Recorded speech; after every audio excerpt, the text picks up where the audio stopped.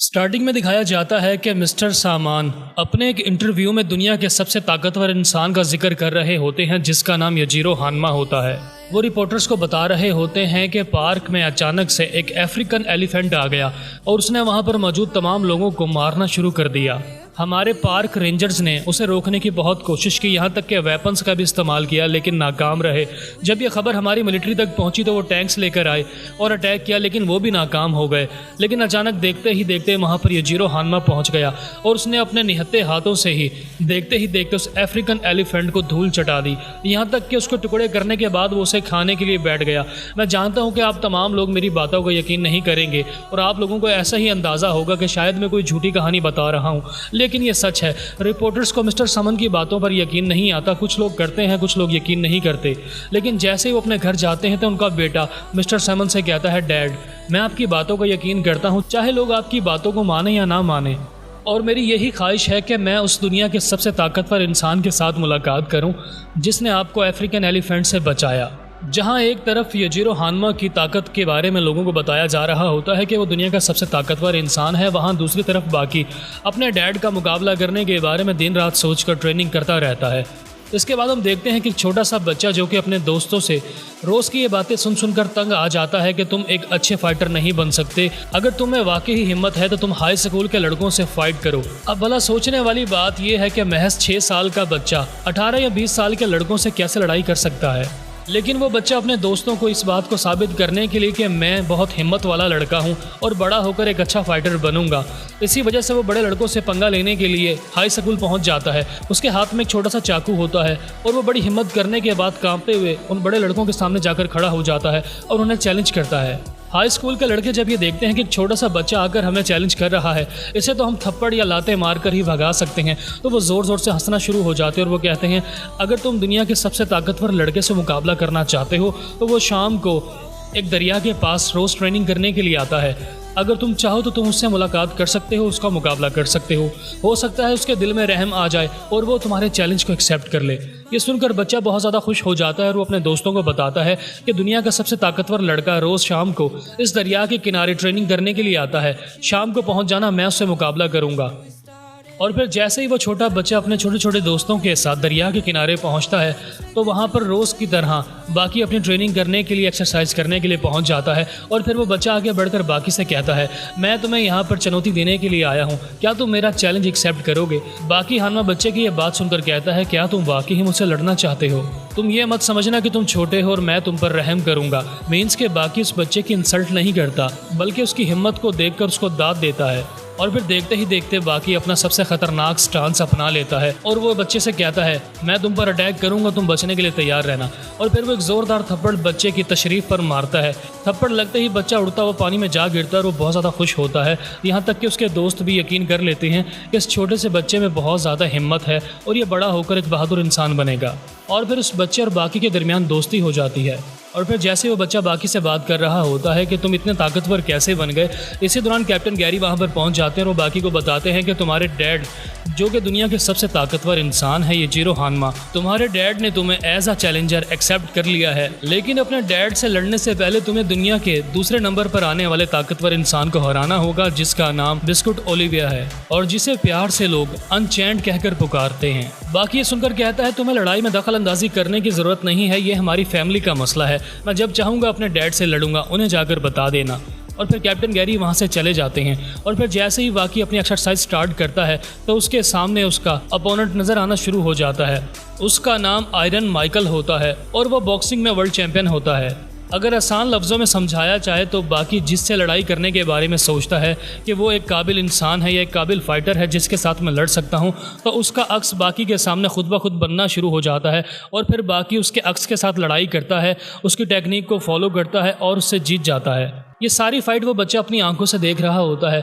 वो समझता है कि बाकी हवा में मुक्के और लाते बरसा रहा है, ना जाने पता नहीं किससे फाइट कर रहा है। लेकिन देखते ही देखते उस बच्चे के सामने भी बाकी को नज़र आने वाला अक्स यानी कि आयरन माइकल नज़र आना शुरू हो जाता है और बच्चा समझ जाता है। और फिर बच्चा वो फाइट देखता है जो कि बाकी जीत जाता है। उस बॉक्सर से फाइट जीतने के बाद बाकी उस बच्चे को अपने साथ घर ले आता है और बच्चा घर आने के बाद बाकी से पूछता है कि तुम अपने डैड का मुकाबला क्यों करना चाहते हो। और फिर बाकी बताता है कि वो दुनिया के सबसे ताकतवर इंसान हैं और मैं भी उन्हें हरा कर अपनी इज्जत कमाना चाहता हूँ। अगर मैं अपने डैड को फाइट में हराने में कामयाब हो जाता हूँ तो वो मेरी इज्जत करेंगे और मुझसे प्यार करेंगे। और फिर अपनी बात मुकम्मल करने के बाद बाकी उस बच्चे के साथ अंडरग्राउंड फाइटिंग अरीना में पहुंच जाता है, जहां बेसमेंट में रुकने के बाद बाकी अक्सर अपनी फाइटिंग एक्सरसाइज और ट्रेनिंग किया करता है। और फिर बाकी अपने सामने मौजूद एक मेंटिस की तरफ देखते हुए इशारा करता है और बच्चे को बताता है कि क्या तुम्हें मालूम है कि ये मेंटिस कितना ताकतवर है। बच्चा ये सुनकर हैरान हो जाता है और बाकी से पूछता है कि ये सिर्फ 5 से 6 सेंटीमीटर लंबा होगा, ये बहुत ही छोटा है, तो तुम इसे कैसे ताकतवर कह सकते हो। और फिर बाकी बच्चे को बताता है अगर इसका वजन 100 किलो हो जाए और ये ऊंचाई और लंबाई में मुझसे 2 गुना हो जाए तो क्या ख्याल है कि क्या ये मुझे हरा नहीं पाएगा। बच्चा ये सुनकर कहता है हाँ, ये तो बहुत ही खतरनाक हो जाएगा और ये शायद अफ्रीकन एलिफेंट को भी हरा दे, जिसको तुम्हारे डैड ने हाल ही में मारा था। और फिर बाकी बच्चे से कहता है अब ये कमाल देखना, मैं अपने जहन में इसके वज़न को 100 किलो के बारे में सोचूंगा और उसकी हाइट को अपने से दुगना सोचूंगा। और फिर देखते ही देखते मेंटिस और बाकी के दरमियान फ़ाइट शुरू हो जाती है। बच्चे को शुरुआत में कुछ भी नज़र नहीं आता। ये बिल्कुल वैसा ही होता है जब बाकी उस नहर के किनारे खड़ा हवा में लाते और मुक्के मार रहा होता है, लेकिन अचानक उस बॉक्सर का अक्स बनना शुरू हो जाता है। बाकी फिर से यही टेक्निक मेंटिस पर अप्लाई करता है और देखते ही देखते बाकी के सामने उस मेंटिस का अक्स बनना शुरू हो जाता है। बच्चा भी बॉक्स देख रहा होता है और बाकी से कहता है संभल कर लड़ना। और फिर दोनों में काफ़ी देर तक फ़ाइट चलती रहती है। और फिर बाकी बच्चे को उस फाइट के बारे में बताता है। मार्शल आर्ट में मेंटिस के फाइटिंग स्टाइल को फॉलो किया जाता है जिसका नाम टोरोकेन होता है। और ये फाइटिंग स्टाइल आज से कई सौ साल पहले जंगल में रहने वाले एक इंसान ने 2 मेंटिस की लड़ाई को देखकर सीखा था। और फिर देखते ही देखते बाकी उस बड़े से मेंटिस को हराने में कामयाब हो जाता है और वो फिर छोटे मेंटिस के सामने अपने हाथ को उसी तरह घुमाना फिराना शुरू कर देता है, यानी अपनी फिंगर्स को वैसे ही मूव कराता है जैसे 2 मेंटिस पिंजरे में कैद आपस में लड़ाई कर रहे हों। और फिर देखते ही देखते बाकी की फिंगर्स की स्पीड बढ़ना शुरू हो जाती है और वो उस मेंटिस को हराने में कामयाब हो जाता है। उस फाइट से बाकी को बहुत कुछ सीखने को मिलता है, जैसा कि मेंटिस 360 देख सकते हैं, यानी वो आपकी स्पीड का अंदाज़ा लगा सकते हैं। तो मुझे किस तरह से अपने अपोनेंट के नाजुक हिस्सों पर हमला करना होगा और अपनी स्पीड को कैसे बढ़ाना होगा।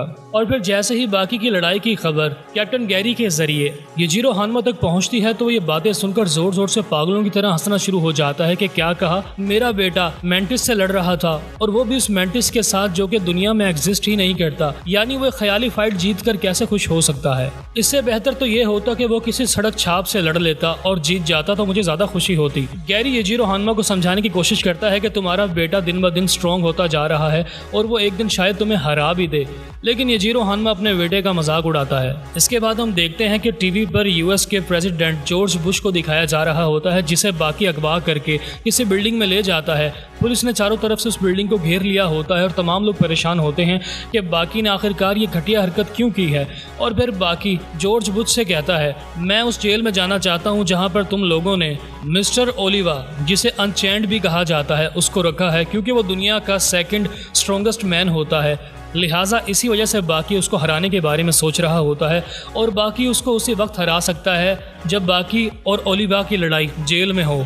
अब जब तक बाकी कोई जुर्म नहीं करेगा उसको जेल में नहीं भेजा जाएगा, इसी वजह से वो जॉर्ज बुश को अगवा करता है और अपना बंदी बना लेता है। और फिर जॉर्ज बुश को ये बात समझ आ जाती है कि बाकी सिर्फ ये सब कुछ बिस्कुट ओलिवा से लड़ने के लिए कर रहा है, तो वो उसकी बात मान लेता है और बाकी को उसी जेल में भिजवा देता है जहाँ पर अनचेंड को रखा जाता है। और फिर जैसे ही बाकी और अनचेंड की मुलाकात होती है तो बाकी देखकर हैरान हो जाता है कि ये जेल नहीं, ये तो बल्कि प्रेसिडेंट हाउस से भी बहुत ही खूबसूरत किस्म का कमरा है। ये तो एक महल है जहाँ पर मिस्टर ओलिवा रहता है। और उसी वक्त बाकी को अंदाजा हो जाता है कि इसको अनचेन क्यों कहा जाता है, क्योंकि इसको कोई भी बांध कर नहीं रख सकता। ये अपनी मर्जी के साथ जेल में आता है और बाहर जाता है। और जैसा कि हम लोग जानते हैं कि मिस्टर ओलिवा दुनिया का 2nd स्ट्रॉन्गेस्ट मैन होता है और बहुत से कंट्रीज बड़े बड़े मुजरिम को पकड़ने के लिए मिस्टर अनचैन को जेल से बाहर निकालते हैं और अपना काम मुकम्मल करवाने के बाद उन्हें वापस जेल में भिजवा देते हैं। जेल में रहना मिस्टर ओलिवा को पसंद होता है क्योंकि जेल में उनकी गर्लफ्रेंड भी रहती है, तो इसी वजह से अनचेन जेल में रहने के बावजूद एक आज़ाद ज़िंदगी गुजार रहा होता है। और जेल में रहने वाले तमाम कैदियों की यही ख्वाहिश होती है कि वो किसी भी तरीके से मिस्टर ओलिवा को हरा दें और दुनिया के दूसरे स्ट्रॉन्गेस्ट मैन का टाइटल जीत लें। अगर वो अनचैन को हराने में कामयाब हो जाते हैं तो अनचैन को जो आज़ादी हासिल है वो आज़ादी उन बाकी कैदियों को भी हासिल हो जाएगी और वो सुकून के साथ बाद अपनी ज़िंदगी जेल में भी गुजार सकते हैं, यानी शराब पी सकते हैं, लड़कियों के साथ मौज मस्ती कर सकते हैं। और फिर ओलिवा बाकी से कहता है, मैं जानता हूँ कि तुम यहाँ पर मुझे हराने के लिए आए हो ताकि तुम मुझे हरा कर अपने डैड से मुकाबला कर सको, तुम्हें एक प्रैक्टिस मैच चाहिए, लेकिन शायद तुम्हें मालूम नहीं है कि मुझे हराने के लिए बहुत से कैदी लाइन में खड़े हुए हैं और तुम भी उनमें से एक हो बच्चे। अगर तुम मुझसे मुकाबला करना चाहते हो, मुझे हराना चाहते हो, मेरी आज़ादी को ख़त्म करना चाहते हो, तो तुम्हें जेल में मौजूद दूसरे नंबर के सबसे ताकतवर इंसान को हराना होगा, यानी कि सेकंड नंबर को हराना होगा। ये सुनकर बाकी हैरान हो जाता है और एक ज़ोरदार मुक्का ओलिवा के मुंह पर मारते हुए कहता है, मैं यहाँ पर तुमसे लड़ाई करने के लिए आया हूँ, सेकंड नंबर से लड़ने के लिए नहीं आया। लेकिन ओलिवा अपनी जगह से ज़रा भी नहीं हिलता, वो सुकून से बाकी के पंच को बर्दाश्त कर लेता है, जैसे उसके चेहरे पर खराश भी नहीं आई। बाकी जब इस बात को महसूस करता है कि मिस्टर ओलिवा के मुंह पर मुक्का पड़ने के बावजूद भी वो घबराया नहीं है, तो बाकी को अंदाज़ा हो जाता है कि इसकी ताकत मेरे डैड के करीब करीब है। इसी वजह से मुझे ओलिवा की बात माननी होगी और पहले मिस्टर सेकंड से फाइट करनी होगी। और फिर देखते ही देखते बाकी कैदियों के साथ लाइन में खड़ा हो जाता है और उसी दौरान उसकी मुलाकात मिस्टर सेकंड से हो जाती है। बाकी और मिस्टर सेकंड का एक ही रूम होता है, तो दोनों के दरमियान थोड़ी सी बातचीत होती है और जैसे ही वो खाना खाने के लिए मेस में जाकर बैठते हैं तो एक सुमो रेसलर मिस्टर सेकंड सामने आकर बैठ जाता है और वो मिस्टर सेकंड नंबर से कहता है, मैं तुमसे जेलसी फील करता हूँ, मैं तुम्हें हराकर यहाँ पर मिस्टर सेकंड बनना चाहता हूँ ताकि मुझे भी खाने पीने के लिए अच्छी चीज़ें दी जाएं, क्योंकि बाकी कैदियों को अच्छा खाना नहीं मिलता। बाकी भी हैरान होता है कि इसको मिस्टर सेकंड क्यों कहा जाता है, मैं भी आज देखना पसंद करूंगा। और फिर देखते ही देखते वो Sumo wrestler mister second number पर अटैक कर देता है, लेकिन मिस्टर सेकंड नंबर उसे देखते ही देखते चंद ही सेकंड में हरा देते हैं। और सिर्फ इतना ही नहीं, बल्कि मिस्टर सेकंड नंबर अपने कुछ बाल तोड़ने के बाद उसे मोड़ते हुए एक सुई की शेप में बनाने के बाद उस सुमो रेसलर के कान में घुसा देते हैं और अपने उसी बालों की मदद से उसके कान के पर्दे को काटने में कामयाब हो जाते हैं, जिसकी वजह से वो सुमो रेसलर जमीन पर गिरकर तड़पना शुरू हो जाता है और उसके कान में से खून बहना शुरू हो जाता है। बाकी ये देखते ही मिस्टर सेकंड नंबर से इम्प्रेस हो जाता है और वो समझ जाता है कि ओलिवा ने बिल्कुल ठीक कहा था, यहाँ पर बहुत ही ताकतवर फाइटर मौजूद हैं, जिसमें आयरन माइकल जो कि दुनिया का नंबर 1 बॉक्सर होता है, यानी कि वर्ल्ड चैंपियन होता है, वो भी उस जेल में मौजूद होता है। और वो भी बाकी को यही मशवरा दे रहा होता है कि मिस्टर सेकंड नंबर से दूर रहना, क्योंकि मेरी यहाँ पर पोजीशन 10 नंबर पर है और हमारी ये जेल ऐसे कैदियों से भरी पड़ी है जो कि दुनिया के सबसे खतरनाक कैदी हैं, जो कि बाहर की दुनिया में मौजूद वर्ल्ड चैंपियन बॉक्सर को भी हरा सकते हैं। और ऐसे फाइटर्स कैदियों के बीच में रहकर वहाँ पर सेकंड पोजीशन पर रहना बहुत ही फख्र की बात हो सकती है। और फिर जैसे ही बाकी इस बात का अंदाज़ा लगा लेता है कि जिस तरह अनचैन को मुकम्मल तौर पर आज़ादी है, कोई खाने पीने में, बाहर आने जाने में रोक टोक का सामना नहीं करना पड़ता, बिल्कुल ऐसी ही सिचुएशन नंबर 2 के साथ भी है। और फिर एक बूढ़ा कैदी बाकी को बताता है कि तमाम लोग मिस्टर अनचैन और नंबर 2 से इसलिए डरते हैं कि ये दुनिया के सबसे ख़तरनाक आदमियों में इनका शुमार होता है। और फिर वो नंबर 2 की स्टोरी बाकी को बताता है कि ये कोई आम इंसान नहीं है, इसका नाम जीवारू द प्रेसिडेंट है। ये सुनते ही बाकी परेशान हो जाता है, तुमने क्या कहा प्रेसिडेंट, क्या वो वाकई ही किसी कंट्री का प्रेसिडेंट है? और फिर वो बूढ़ा कैदी बाकी को बताता है कि अमेरिका से कहीं किलोमीटर दूर एक जजीरा है जहाँ पर वहाँ पर रहते हैं। वहाँ पर अक्सर अमीर लोग अपने बड़े बड़े बहरी जहाज़ों में आया करते थे और वहाँ पर मौजूद गरीब लोगों पर जुल्म और ज्यादती किया करते थे, लेकिन ये बात जीवारू को पसंद नहीं थी, तो उसने बड़े बड़े बहरी जहाज़ों को लूटना शुरू कर दिया और मार्शल आर्ट्स को अच्छे तरीके से जानता था। वो वेपन यूज करने के हक में नहीं था, इसलिए इसने अपने जजीरे पर मौजूद 20,000 लोगों को मार्शल आर्ट सिखाने का फैसला किया। उसमें से कई हजार लोग ट्रेनिंग के दौरान मारे गए, लेकिन बाकी बचने वाले लोग बहुत ही ज्यादा स्ट्रॉन्ग बन गए। और फिर उसने बड़ी चालाकी से उन तमाम साथियों को दुनिया के अलग अलग मुल्कों में प्रेसिडेंट के यहाँ सिक्योरिटी की जॉब दिलवा दी। और बिल्कुल ऐसा यूएस के प्रेसिडेंट जॉर्ज बुश के साथ भी होता है। जब वो एक मीटिंग में अपने साथियों के साथ बैठा जीवारू के बारे में बात कर रहा होता है कि उसने 20,000 लोगों को मार्शल आर्ट की ट्रेनिंग दी है। वो लोग यूएस के लिए बहुत बड़ा खतरा बन चुके हैं। अगर हमने उन लोगों को नहीं रोका तो हो सकता है कि फ्यूचर में वो लोग आज़ादी की डिमांड करें और अपने लिए एक अलहदा मुल्क के बारे में बात करें कि हमें आज़ादी चाहिए। और फिर जैसे ही जॉर्ज बुश ये तमाम बातें अपने साथियों के साथ कर रहे होते हैं, तो इसी दौरान एक सिक्योरिटी गार्ड जॉर्ज बुश के पीछे खड़ा हो जाता है और कहता है, अगर तुमने हरकत करने की कोशिश की या मेरी बात नहीं मानी तो मैं तुम्हारे प्रेसिडेंट की गर्दन तोड़ दूंगा। और जहाँ तक हमारे प्रेसिडेंट जीवारू की बात है, तो तुमने बिल्कुल ठीक कहा, हम तमाम लोग मिलकर एक अलग वतन बनाना चाहते हैं, हमें एक आज़ाद रियासत चाहिए। और फिर वो सिक्योरिटी ऑफिसर अपने प्रेसिडेंट की बात जॉर्ज बुश से करवाता है, यानी कि जीवारू की बात यूएस के प्रेसिडेंट जॉर्ज बुश से हो रही होती है।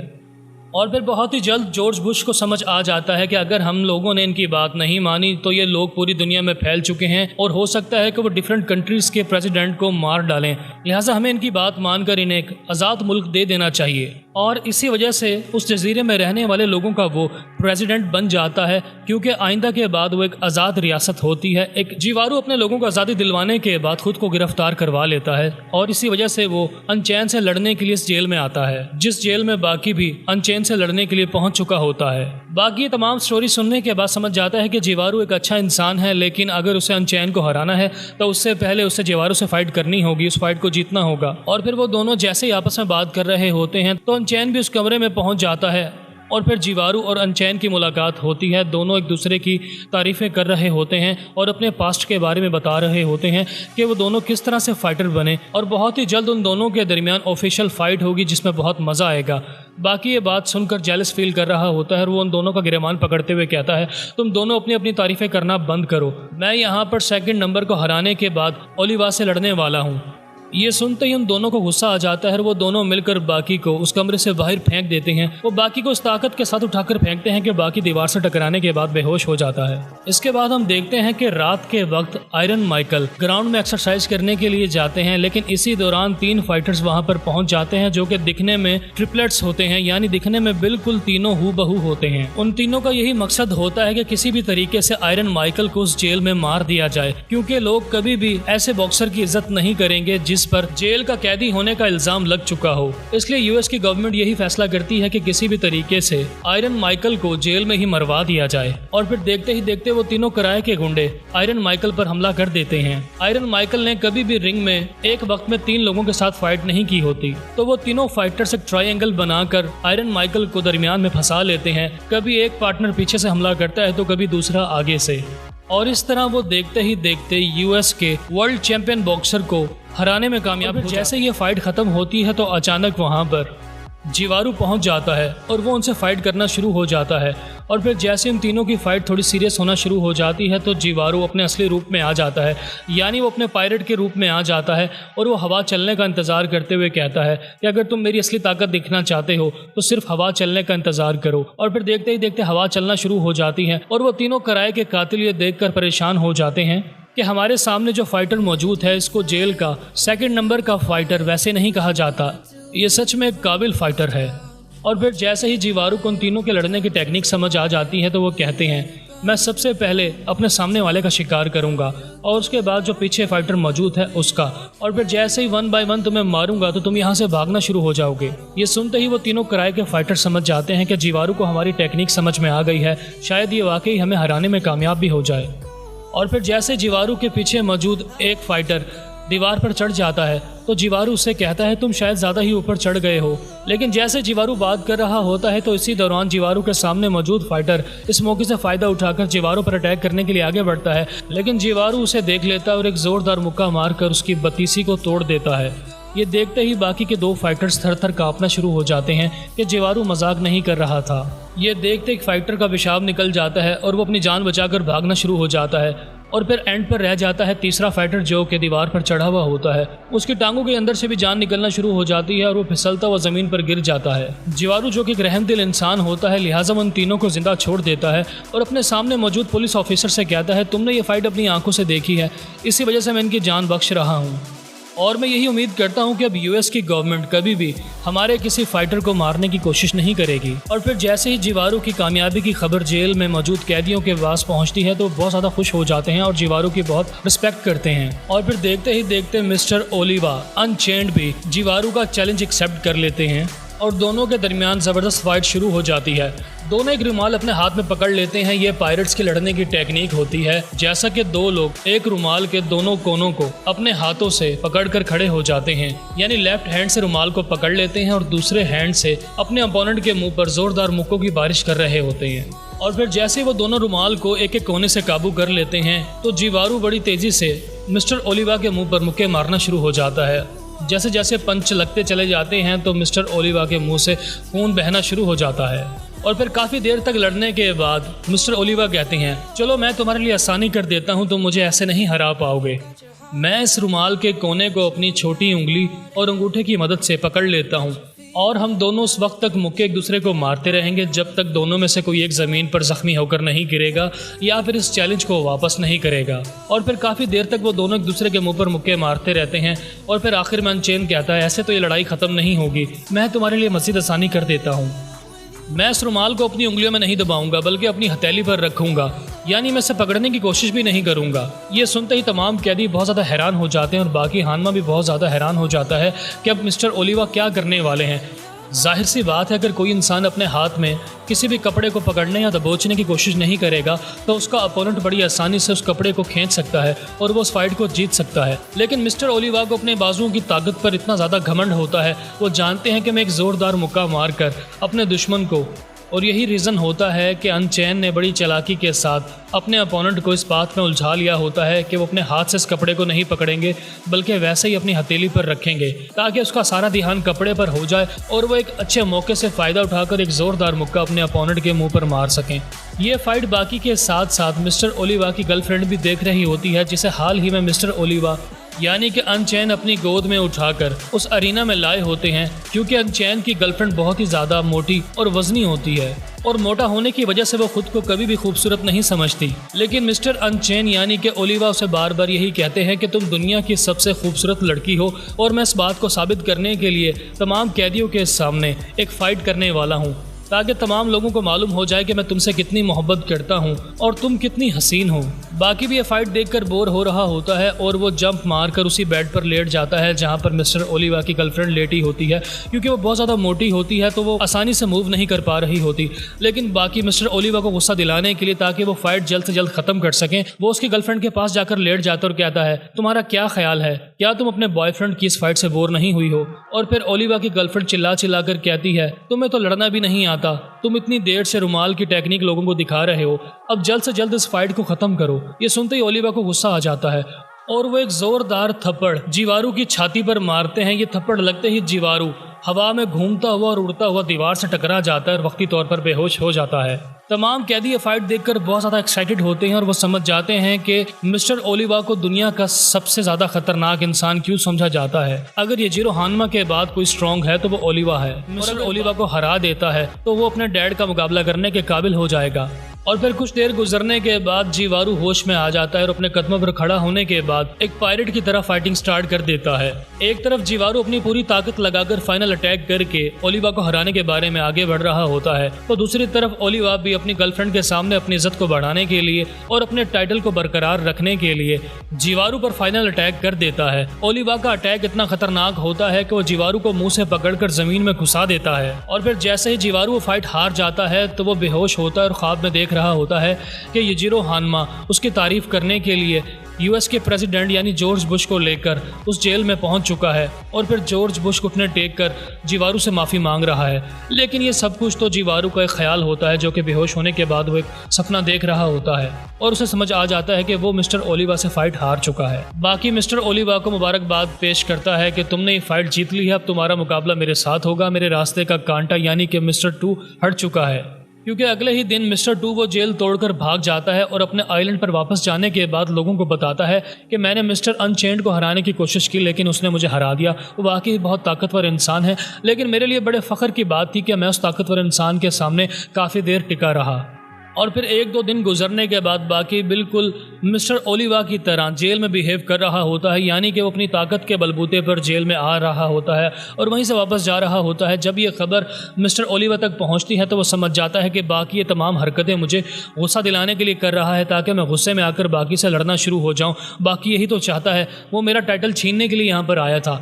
और फिर जैसे ही बाकी ओलिवा का आमना सामना होता है तो बाकी मिस्टर ओलिवा से कहता है, तुमने हाल ही में जीवारू से फाइट की है, तुम जख्मी हो गए हो और तुम्हें भूख भी लग रही होगी, लिहाजा तुम्हें पहले कुछ खाना पीना चाहिए ताकि तुम अपनी ताकत को इकट्ठा कर लो और फिर मेरा मुकाबला करने के लिए तैयार हो जाना। मैं ये नहीं चाहता कि तुम हारने के बाद बहाने बनाओ कि मैंने खाना नहीं खाया था इसलिए मैं बाकी से हार गया।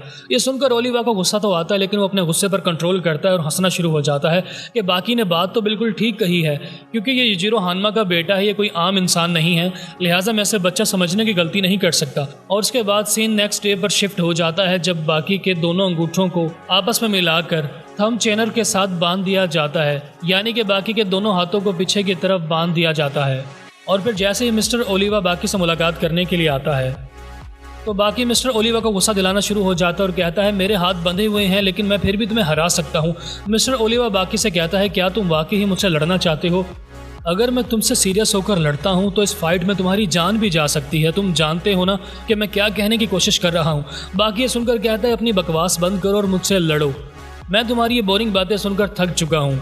ये सुनते ही अनचैन को गुस्सा आ जाता है और वो बाकी पर अटैक करने के लिए आगे बढ़ता है लेकिन बाकी शानदार किकिंग से ओलिविया के मुंह पर अटैक कर देता है। ये किक्स इतनी शानदार होती हैं कि मिस्टर अनचैन के मुंह से ब्लीडिंग स्टार्ट हो जाती है और वो हंसना शुरू हो जाता है कि वाकई ही बाकी बहुत स्ट्रांग हो चुका है। ये युजिरो हानमा का बेटा ही है जो कि मेरे मुंह से खून निकाल सकता है।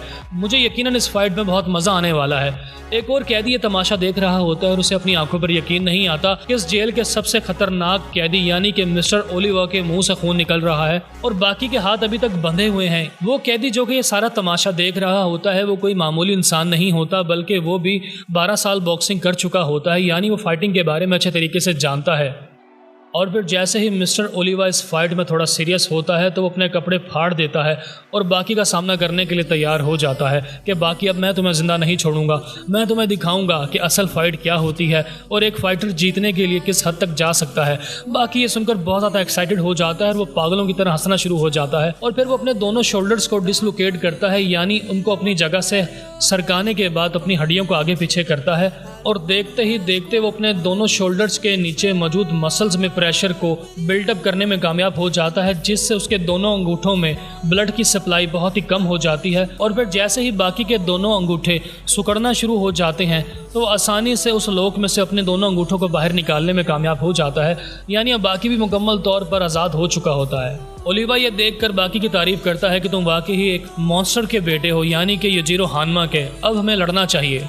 बाकी ये सुनकर कहता है क्यों नहीं, और फिर जैसे ही बाकी अपनी पूरी ताकत के साथ मिस्टर ओलिवा की चेस्ट पर पंच मारने वाला होता है, लेकिन अनचैंड कोई मामूली फाइटर नहीं होता, वो बहुत ही ज़्यादा ताकतवर होता है। तो वो बाकी के हाथ को दबोच लेता है और उसके हाथ को अपनी पूरी ताकत के साथ दबाना शुरू हो जाता है। बाकी जो कि दर्द से चिल्ला रहा होता है, लेकिन मिस्टर ओलिवा को बाकी पर रहम नहीं आता और वो बाकी के हाथ को पकड़कर उसे दीवार को चीरते हुए बाहर निकाल फेंकते हैं।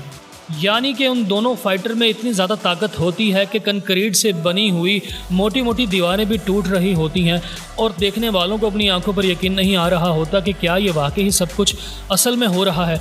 और फिर मिस्टर ओलिवा बाकी के मुंह पर एक ज़ोरदार मुक्का मारते हैं तो बाकी कंक्रीट की मोटी मोटी दीवारें तोड़ता हुआ जेल के कमरों से बाहर जाकर गिरता है।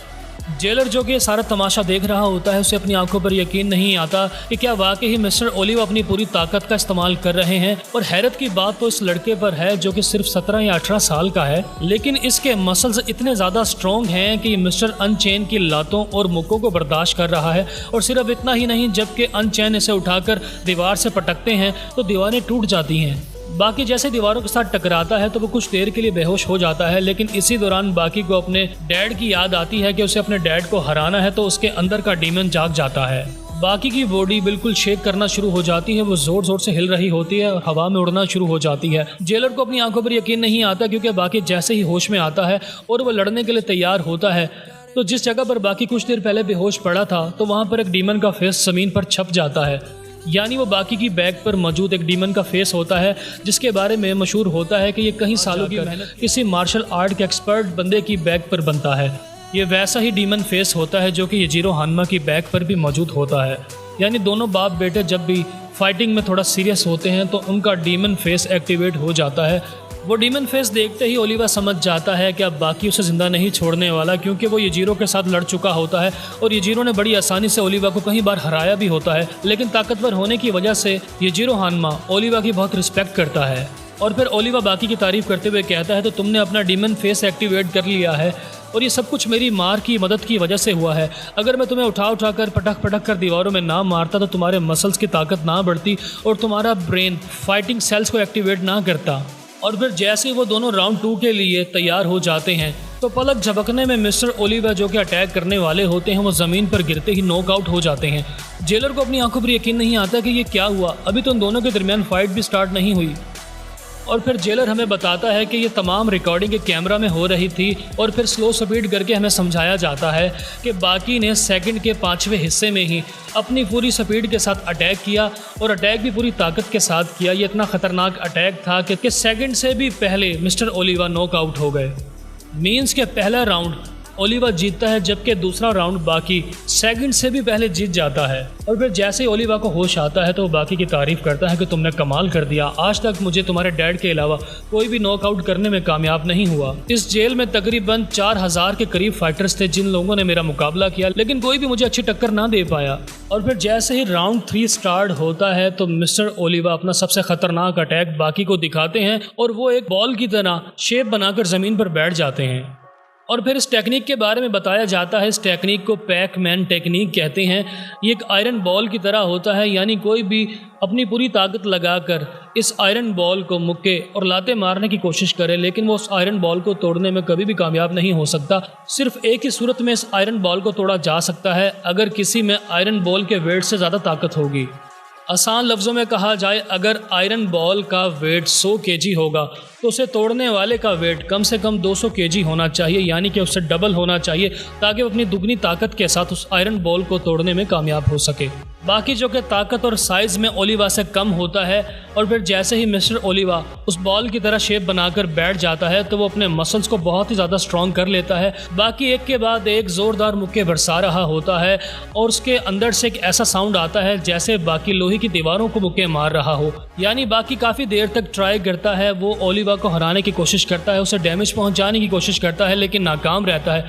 और फिर जैसे ही बाकी एक और मुक्का मारने वाला होता है तो ओलिवा अपनी उस बाल के मुंह को ओपन कर लेता है और अपने मुंह के अंदर बाकी को पकड़कर घुसा लेता है। ये पैक मैन का अटैक होता है, या फिर कहो तो एक ऐसे बड़े जानवर का अटैक होता है जो कि अपनी मुट्ठी में किसी छोटे से जानदार को या फिर कीड़े को पकड़कर मसलना शुरू कर दे। देखने वाले को ऐसा मालूम होता है कि जैसे ओलिवा ने अपनी पूरी बॉडी को एक मुट्ठी में बदल लिया हो, और जैसा कि हम मुट्ठी में किसी चीज को पकड़ने के बाद जोर से दबा रहे होते हैं तो हमारी मुट्ठी के अंदर मौजूद चीज को तोड़ना या मसलना आसान हो जाता है, क्योंकि हम अपनी मुट्ठी के अंदर मौजूद हथेली पर सारी ताकत एक सेंटर पॉइंट पर लगा रहे होते हैं। और यही वजह होती है कि मिस्टर ओलिवा अपनी पूरी बॉडी को एक गोल शेप में चेंज करने के बाद उसे एक मुट्ठी की तरह बना लेता है, और जैसे किसी मच्छर या मक्खी को हम अचानक से अपनी मुट्ठी में पकड़ लेते हैं, बिल्कुल इसी तरह मिस्टर ओलिवा बाकी को अपनी मुट्ठी में दबा लेता है। लेकिन फ़र्क ये होता है कि एक मुट्ठी नहीं बल्कि मिस्टर ओलिवा की पूरी बॉडी होती है, और वो इस टेक्निक को इस्तेमाल करते हुए बाकी को अपनी बॉडी के अंदर मसलना शुरू कर देता है।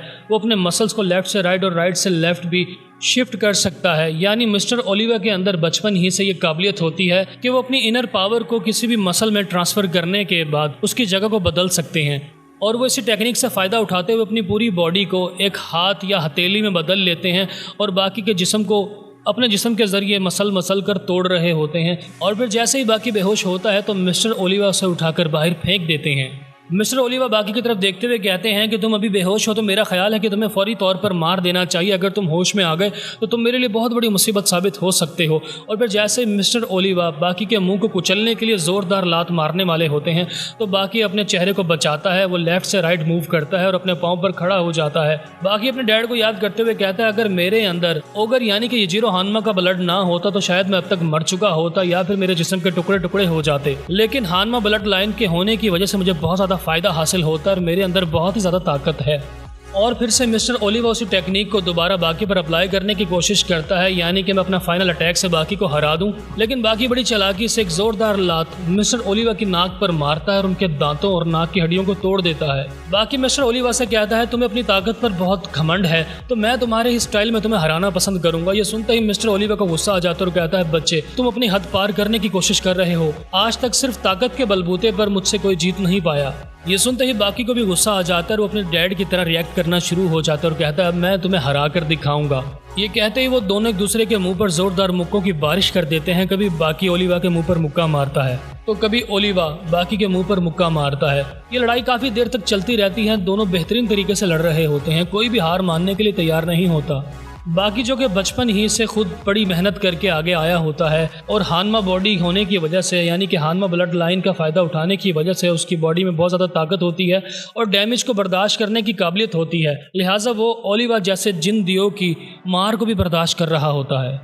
बाकी के सर पर जैसे मानो एक भूत सा सवार हो जाता है कि मुझे किसी भी हाल में अपने डैड तक पहुंचने के लिए ओलिवा को हराना होगा। बाकी का मुक्का हर पिछले मुक्के से स्पीड में और ताकत में 2 गुना ज्यादा होता है और जेलर को अपनी आंखों पर यकीन नहीं आता कि ओलिवा जैसे साइज में डबल इंसान को बाकी सिर्फ मुक्कों की मदद की वजह से ही पीछे हटाने में कामयाब हो रहा है। यहाँ तक कि बाकी अनचैंड को मारते मारते दीवार के करीब ले जाता है और उस फाइट की एंडिंग वो एक जोरदार टक्कर से करता है। यानी बाकी इतनी जोरदार टक्कर ओलिवा के मुंह पर मारता है कि ये टक्कर लगते ही ओलिवा की नाक की हड्डियां और दांत टूट जाते हैं। यहाँ तक कि वो दीवार को तोड़ता हुआ दूसरी तरफ उछल कर जाकर गिरता है। देखने वालों को अपनी आंखों पर यकीन नहीं आता और फिर देखते ही देखते ओलिवा की गर्लफ्रेंड जो कि बहुत ज़्यादा मोटी होती है वो भागती हुई वहाँ पर पहुँच जाती है जहाँ पर ओलिवा बाकी से वो फाइट हार चुका होता है। और फिर जैसे ओलिवा होश में आता है तो अपनी गर्लफ्रेंड को सामने देखकर बहुत ज़्यादा शर्मिंदा होता है क्योंकि ओलिवा वो फाइट हार चुका होता है और बाकी विनर होता है। और फिर मिस्टर ओलिवा तमाम लोगों के सामने आकर कहते हैं कि कल तुम लोगों ने जो अफवाहें सुनी थी वो सच थी। बाकी ने वाकई ही मुझे लड़ाई में हरा दिया है और मैं ये कभी भी नहीं चाहूँगा कि एक ताकतवर इंसान मेरा टाइटल छीने और जेल में रहे, लिहाजा बाकी को इस जेल से जाना होगा। तमाम कैदी ये सुनकर बहुत ज़्यादा खुश हो जाते हैं कि बाकी ने मिस्टर ओलिवा जैसे एक मॉन्स्टर को हरा दिया है और फिर बाकी का भी असल मकसद पूरा हो जाता है। वो यहाँ पर सिर्फ मिस्टर ओलिवा को हराने के मकसद से ही आया होता है, तो इसी वजह से बाकी अपनी कंट्री वापस चला जाता है। फिर से मिस्टर ओलिवा उस जेल के बेताज बादशाह बन जाते हैं। जब यह खबर यजीरो हानमा तक पहुंचती है कि तुम्हारे बेटे ने दुनिया के सेकंड स्ट्रॉन्गेस्ट मैन को हरा दिया है तो यजीरो को अपने बेटे पर बहुत फ़ख्र होता है और वो समझ जाता है कि मेरा बेटा वक्त गुजरने के साथ साथ बहुत ताकतवर हो गया है, अब मैं अपने बेटे के साथ खुलकर मुकाबला कर सकता हूँ। और फिर कैप्टन गैरी यजीरो हानमा को टॉन्ट मारते हुए कहते हैं अब तो तुम्हारा बेटा ताकतवर हो गया है, हो सकता है कि वक्त आए वो तुम्हें हरा दे। यजीरो हानमा ये सुनकर कहता है ये नहीं हो सकता। और फिर कैप्टन गैरी डायनासोर के ढांचे की तरफ इशारा करते हुए बताते हैं कि अगर तुम्हारा मुकाबला डायनासोर से होता तो तुम जीतते या डायनासोर। ये सुनकर यजीरो हानमा ज़ोर ज़ोर से हंसना शुरू हो जाता है क्योंकि यजीरो हानमा की बचपन ही से ख्वाहिश होती है काश वो डायनासोर के ज़माने में होता और उनसे लड़कर वो उसे हरा पाता। तो गाइस वीडियो के आखिर में वो मंजर दिखाया जाता है जब बहुत से खोज करने वाले लोगों के हाथ पिकल और एक टीरेक्स डायनासोर लगता है। यानी ये वही आर्क स्टार्ट होने वाला होता है, ये वही सीज़न 2 स्टार्ट होने वाला होता है जिसको मैं ऑलरेडी अपनी पहली वीडियो में कवर कर चुका हूँ।